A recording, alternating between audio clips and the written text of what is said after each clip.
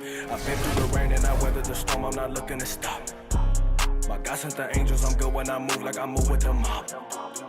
Tears in the valley, this life is a jungle, I pray to the top. Life is a marathon, I'm running to them, I'm shaking off weights and I'm done with the fear. This is for the kingdom builders, the entrepreneurs who are called to make an impact bigger than just money alone. The ones who are overcoming trials and turning past failures into future success stories. It's for the bold who refuse to let fear overcome faith. This is Impact Kingdom. What is going on? Welcome back to the podcast, my friends. So super excited to be talking about this one. This one today, we're going to be diving into the topic of overcoming doubt. And I'll start off with a little bit of a story. I remember back in my first business, the gym that I opened up, there was this period where I had to make a choice between two things. And it was a choice between, do I pay my rent in my apartment or do I pay the facility rent? And I only had enough money for choosing either or. And so I decided to pay the facility rent and thinking, cool, I'll figure it out this week. It will, I'll figure something out. It will work. Next, it's 30 days later, facility rent's due again. Don't have rent for the apartment still. And I remember getting that eviction notice. And looking back on it, everything ended up working out. Even though I got evicted, I still feel like I made the right decision because it let the business move forward and it just, we got us to here where we're at today.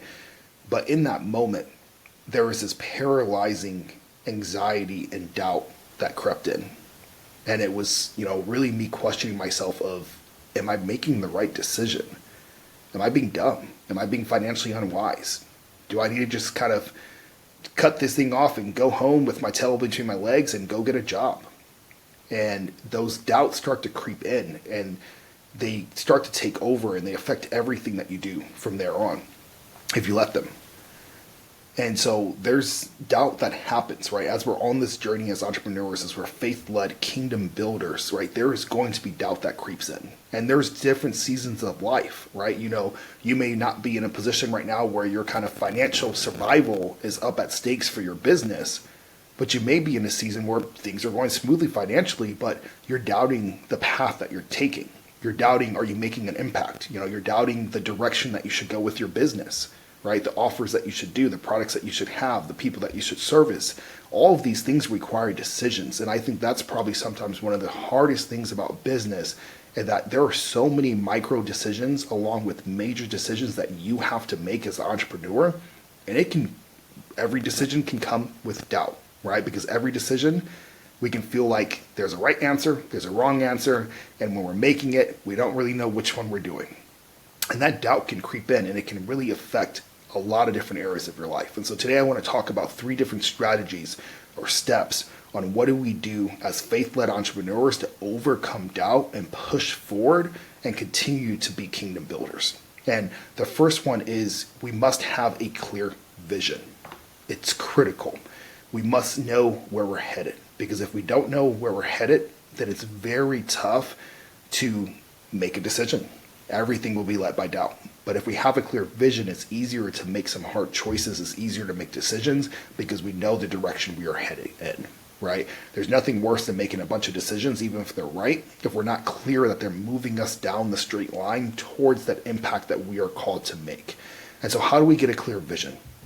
The first step that I would highly recommend is we start with the mission, right? And when I say mission, I don't necessarily mean the mission for your business. I mean the mission for your family. And whether you have a spouse or you have children or not, you still want to think about what is that family mission statement, for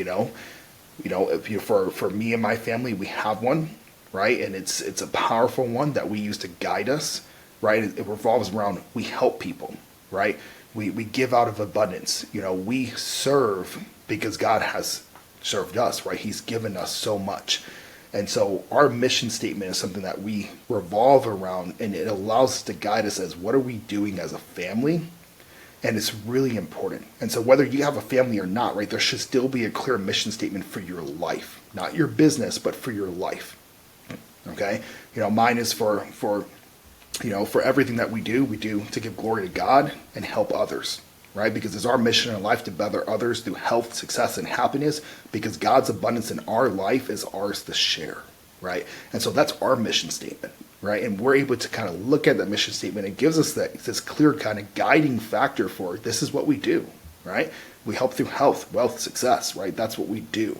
And that's probably why, most of my businesses have been in that health and wellness area, or coaching or something that's helping people out with financial or health, okay?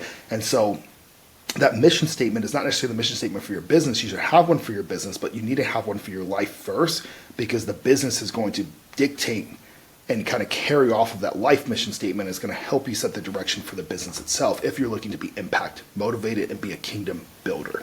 Okay, so get a mission statement. And it's not something you're going to just come up with overnight. And it may not be a paragraph like that. It may be a word, right? It may be a picture, whatever it may be. It can be whatever you want it to be. But get with your family, or if you don't have a family, just with yourself, and figure out what is the mission statement for your life. Once you have that, then the next thing I think is really important is character, right? Because our ultimate purpose on this earth as Christians, as faith-led business owners, entrepreneurs, just it's anyone, it doesn't matter if you have a business or not, is to become more like Christ. And that is a daily, monthly, yearly, lifelong process, right? We don't just become saved and wake up tomorrow just like Jesus himself, right? I wish it was that easy, but that's not the case. And so because of that, we have to understand and have some goal setting and some ideal of what is that character that we want to build, right? What does it mean to be more like Christ? And so that means that, we should be becoming more disciplined. We should be becoming more faithful. We should be becoming people that serve, right? There's a character aspect that we should be looking at and saying, are we moving in that direction or are we moving away from it, right? And so now that we have that clear vision, which that vision is wrapped up in that life mission statement and that character of who do you want to be as a person, right? What does being more Christ-like look for you specifically in your life? What qualities is that? What qualities do you have to work on? Some you may already have, right? You may be very patient, but you may have some other issues with some other things. And so it's going to be very individualized, but you want to definitely establish the character that you want to have next year. 10 years, right, down the line, when you're on your deathbed, right, who do you want people to say that you were as a person? And most importantly, as a Christian. So we want to have those things wrapped up, right? So we have the vision, which is wrapped up in the mission and the character, and that's step one, right? If you have that, it becomes a lot easier to overcome doubt because you know exactly the big picture and exactly where you're heading. And when you get those big decisions or you have to make hard decisions in your business or just in life in general, you can know, is that decision going to improve my character? Is it going to align with my mission statement? If so, it's probably the right decision and you should just move forward with it. And then the next thing that we have to figure out here is expectations, right? This is big. So number 2, expectations. And the reason expectations are so important is because sometimes in business we get blindsided, right? We realize that it's hard. It's supposed to be hard, right? Like that's the point, but it can blindside us and it can cause doubt to rise up of if we're doing the right thing. Are we on the right path? And so expectations I break down to 2 parts here, which is sacrifice and consequences. And a lot of times now, especially in this day and age, when you scroll through social media, when you look at YouTube videos, you look at motivational speakers, you look at other people in business, we seem to almost romanticize the concept of sacrifice, almost like it's something to be glorified, that it's great, and we kind of devalue what it actually means. And if we look at, in the Bible, and we look at when God causes, people to sacrifice, when he told Abraham to step out in faith and to go to the promise, there's going to be a promised land for him, but he doesn't know where it's going to be, what's going to happen, what direction he's headed, right? Abraham had to sacrifice a lot. Abraham was a grown man, right? That was living, pretty wealthy with his family. And so he had to make a sacrifice and lose a lot to be able to step out on that mission that God called for his life. And there's so many other instances in the Bible, right, where we see that sacrifice happening and what that means, right? We see the story of Joseph. Right? It was almost, I think, 30 years, if not more, before he had that vision, right? The visions he first had, and when those things actually came to reality, right? And that's a long time.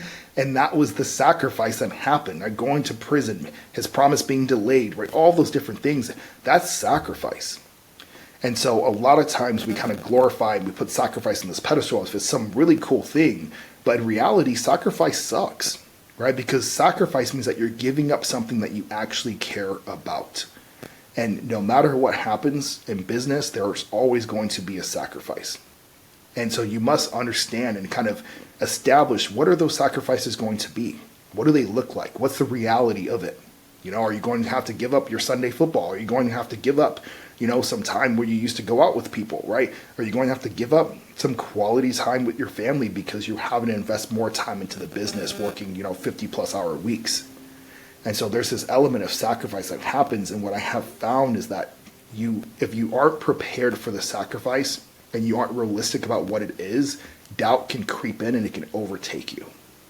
But if you know what you're sacrificing, right? If you know it ahead of time, if you can be realistic about it, it makes it a much easier to do. And that brings to the next thing, is consequence, right? There's a consequence from the sacrifice that's going to happen no matter what. And you have to be able to deal with it, right? The consequence of, going all in on business and stepping in faith and being a kingdom builder is that there are going to be some relationships that are going to have to go. And the consequence of that is there's going to be a lot of noise. There's going to be a lot of people questioning who you are. You used to be this, or man, now you think you're too good, or all these other things that happen. And those are the consequences from that decision. And I'm not saying that it's fair, but I'm just saying that those consequences are there, right? If you're in a season in your business right now where you're going to have to, double down, put in more work because you just have to make it work. And that means that you're going to have longer days. There's a consequence to your family, right? Just go a week without spending quality time with your wife, and you're going to see there's a consequence that happens there. And now I'm not saying it's okay to do that long term, but I'm saying that there will be periods of sacrifice, and you want to understand what's going to be the consequence here. And can you get your family, can you get the people around you to know, hey, this is the sacrifice, this is the consequence of that sacrifice, and this is how we're going to deal with it. Okay? And so if you can have those conversations beforehand and plan for it, and sometimes it's tough, which is why you want to have wise counsel. We talked about accountability the other day, and it's why you want to have people that have already kind of walked this path before you, because they can give you, clear examples of, hey, this was the sacrifice they had to make. This is the consequences they had to face, and this is how they dealt with them, so that way you can prepare for them. And because you're prepared, when you hit a hard moment or you hit a point where you do have to sacrifice, it's not going to cause overwhelming doubt because you are already prepared for it. So the last one here, the step 3, is the most important one in my opinion, because it's what we're called to do. It's relying on Christ, right?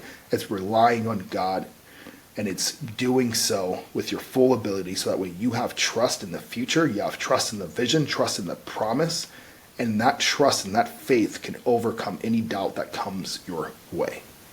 All right, so how do you do this? Well, there's the prayer that Jesus gives, right, where he says, give us this day our daily bread. What does he mean by that, right? Yes, he means the things that we can eat today to take care of us, to get us to the next day, to nourish us, right, to just, give us what we need today. But a lot of that too, when Jesus talks about, right, is like the bread of life, right? Like he is life, right? And so a lot of times that we have to realize is that our daily bread, our most important daily bread, is our walk with Christ. And just like any other relationship, it takes time and it takes commitment.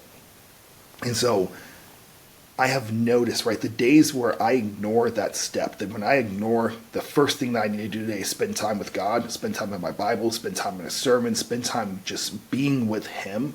When I skip that step, there's always usually more stress, more anxiety, and more doubt in that day.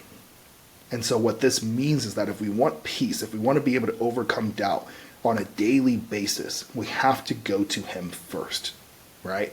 I'd recommend it be the first thing you do when you wake up. I really do, right? Maybe you're not a morning person, whatever it may be, but I recommend that the first thing you do is you go to him. This doesn't always have to be some 2-hour session or an hour session. This could be a 5-minute, open up your Bible app, read the verse of the day, and pray, right? If you have more time some days, then it can be longer than that, but there's no set limits around it.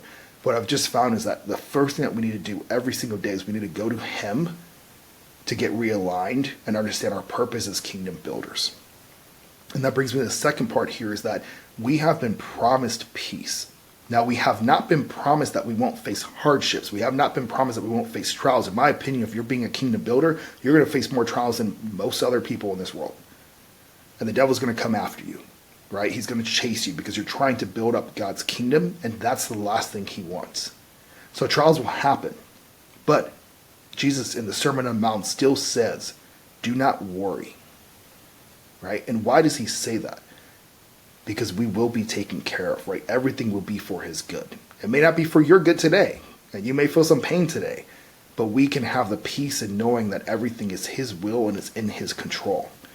And so taking that to heart and realizing that we can have peace from him because we're going to him daily, right? Daily with these problems that we're facing or decisions that we're facing and we're praying on and all these different things, it can take out a lot of the stress and it can take out the worry because we are called to not worry. We're called to trust on a daily basis. And it's a daily thing. It's not something you do once and then you're good. It's something you have to do on a daily basis, which is why relying on him is probably the most important step, because if we're relying on him, we can defeat doubt and we can move forward towards the promise that we have, the vision that we have for being impact builders, right? Kingdom builders. And we can make that impact for his kingdom that we want to make. So I want to wrap it up with that, guys, is overcome doubt. Don't let doubt take you out. Don't let it cause you to quit, right? Get a clear vision, set proper expectations, and rely on him on a daily basis, and you can overcome anything. With that being said, thank you for tuning into the Impact Kingdom podcast. If you haven't already done so, please hit that subscribe button, drop a comment, let us know. Let's build a community of impact kingdom chasers, kingdom builders, and let's do this for him. Until the next one, guys, take care.